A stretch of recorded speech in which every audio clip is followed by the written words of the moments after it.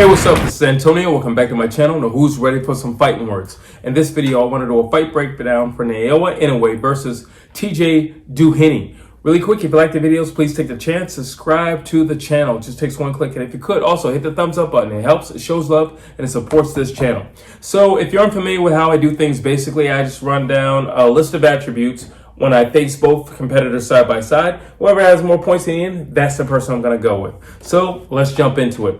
We're going to start with experience. We have TJ with 26 fights, 4 losses, 20 KOs. We have Nagoya Inoue, the monster, 27 fights, 24 KOs. Obviously, we're going to look at Nagoya Inoue, but not just because of the numbers, which, would say he's got one more fight. It's not just because of the numbers.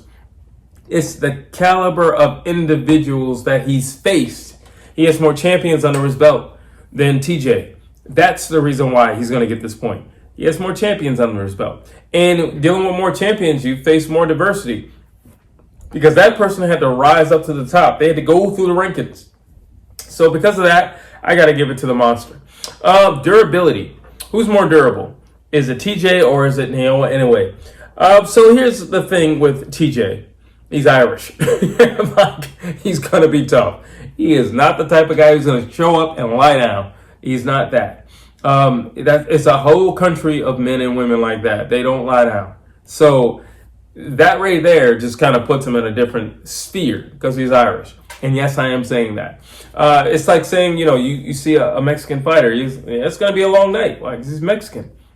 He's prideful. He's not going to lay down. He's going to fight. He's going to be a warrior. He's going to fight to the end, tooth and nail. And guess what? The Irish are the same way. That's why they're called the Fighting Irish. So because of that, yeah, it's not a slouch. However, you look at Nagoya Inoue, he's been dropped before, and he's jumped right back up. Look at his last fight with Neri. Goes down, gets hit hard, jumps right back up, and proceeds to win all the rounds. So there you go. You can take a licking and keep on ticking. So when it comes to durability, you know what? I still have to give it to Nagoya Inoue simply because, yeah, he gets hit, but he wins.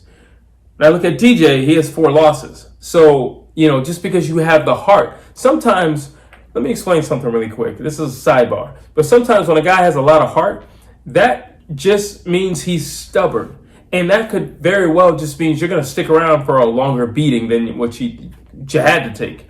And TJ has 4 losses. You got to give it to Nagoya Inoue because he's been hit, he's been rocked, and he's won. And he's won impressively. So you have to give it to Nagoya Inoue. Let's see. Boxing IQ. Who has a higher boxing IQ? Well, in terms of fights, they both have the same amount of fights, and basically. However, again, TJ has 4 losses, so clearly he doesn't have a higher fight IQ. Now, it's true that you could just be off on a night, or maybe you just didn't show up on the night, and maybe the person that you beat in the ring, under the big lights and everything like that, you could actually beat in the gym, and that happens. That happens a lot, actually. You get a guy where it's just, you can't beat him on Monday, but you can beat him on Wednesday, Thursday, and Friday, and it just happens.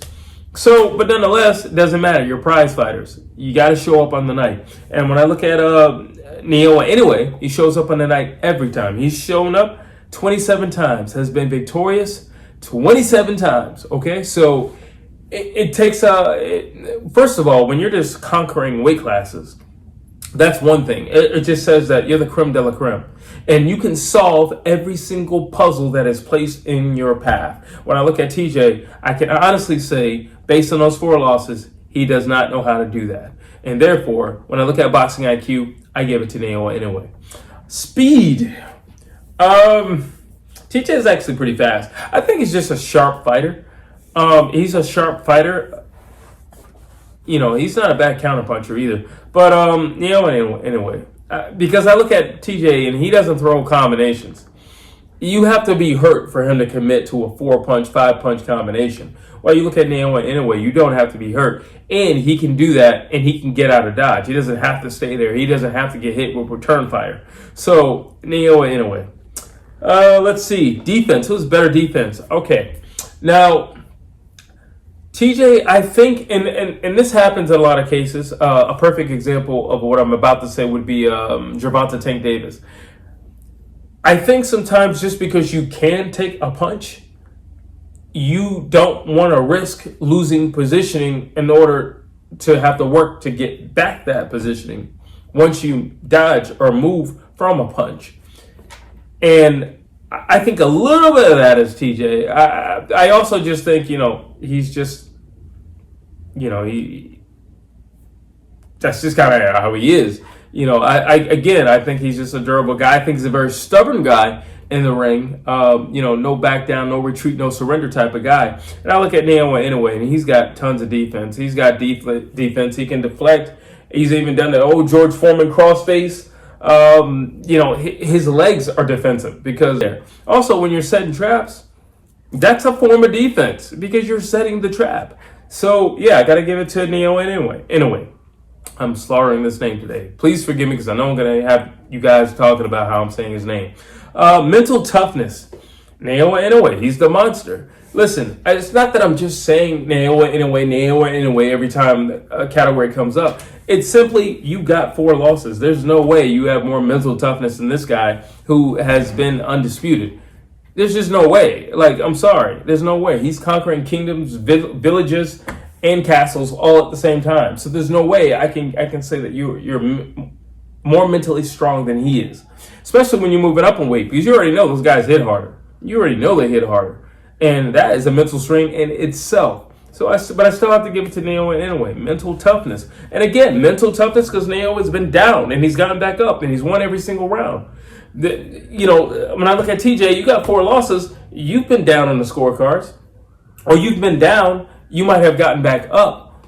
But you didn't win when it was all said and done. When the final bell was rung, you didn't win. So, got to give it to Nagoya Inoue. Body work. Who's a better body puncher?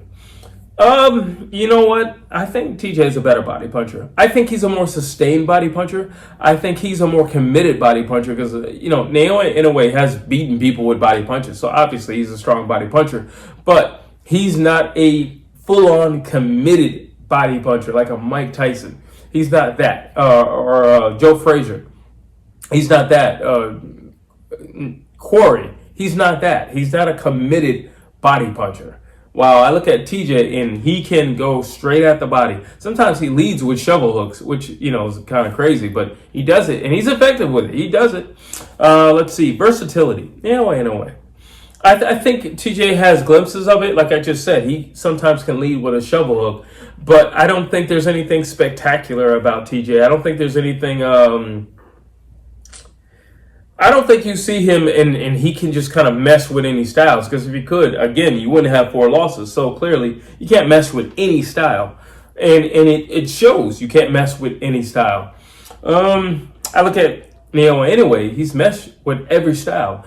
Again, whomever has been placed in front of him, he's trampled over them. He's stomping through these guys. He's burning down villages on his way out. You got to give it to the guy. He is doing something spectacular. He's doing something that you don't see all the time. And only the true greats do what he's doing and has already done. By the way, if Nagoya Inoue were to say, I'm done with boxing today, he literally would still be in the history books. So, there you have it. Footwork, Nagoya Inoue. TJ doesn't have much footwork. I think he's very basic in his footwork. There's nothing special about his footwork. I don't think he's going to razzle-dazzle anybody with his feet. I don't think he's going to razzle-dazzle or make anybody dizzy with his footwork. So, Nagoya Inoue, hands down. Nagoya Inoue doesn't have to go in between somebody's guard and do, and get this close in order to get the job done. He can frustrate you as well. So, Nagoya Inoue, sorry about that. When it comes to footwork, best range. What's the best range of fighting for both of these guys? I think TJ is a brawler at heart. I think he is a very crisp fighter. I think he's skillful when he does. But at heart, I think he's that guy when the going gets tough. That's when you're going to see the best come out of him because he's a brawler at heart. While I look at, and you got to be closer in order to do that. While I look at Nagoya Inoue, he could fight you in a telephone booth, and Nagoya Inoue could literally fight you at distance. He could jab you to death. He could pot shot you to death. And he could stay at a distance. He can cover a lot of ground because he's a very explosive guy. So there's a lot of things that he can do. Punch output. Naoya Inoue, he throws more punches. He throws more punches. He is the busier guy. I think TJ focuses more on hard punches. But when you look at Naoya Inoue, he's just a busy guy. He's throwing combinations. He's throwing 4-punch combinations, sometimes 5-punch combinations. He's a much busier guy. He's a busier guy upstairs. He's a busier guy downstairs. Let's see. Danger. Favorite category. It's been a while since I've said that. Who is more dangerous? Naoya Inoue. Like, you know, somebody to watch out for. And because of this thing, I think he's always gonna have a chance in this fight. I've always said if you wanted to beat Naoya Inoue, there's one thing that you have to do. You have to put yourself in a line of fire, and you have to be ready to receive punishment and force everything. You're just going to have to do that. Now, the thing that I think TJ has is he has the right amount of crazy. You heard me. He's got the right amount of crazy. You better believe me. He's got the right amount of crazy. This is not a guy, like I said, he's the fighting Irish. This is not the type of guy who's going to come and lie down. This is not the type of guy who's going to say, I quit, and he's going to wave the white flag. He's not going to do that. No. Have you ever seen an Irishman do that outside of Conor McGregor? Have you ever seen an Irishman do that? You never have, okay? So you're never going to see that anyway. So that's the one thing that I think he has. He will press the action. He does hit hard. He will press the action. And he's not going to lie down. And I think he has the right amount of crazy. And when I look at my tally, I got Naoya Inoue winning by far. He's basically a landslide here. I think TJ is a tough competitor, but I don't think he's any tougher than Neary. I don't think he's tougher than Neary. I don't think he's tougher than Stephen Fulton. I don't think he's tougher than any of those guys. And I think all those guys beat him. So when I look at him being matched up against the best of the best of the best, the creme de la creme, Naoya, the monster, Inoue, there's no chance. There's no chance. He is getting eviscerated, okay? He's getting eviscerated. I'm saying it just like that.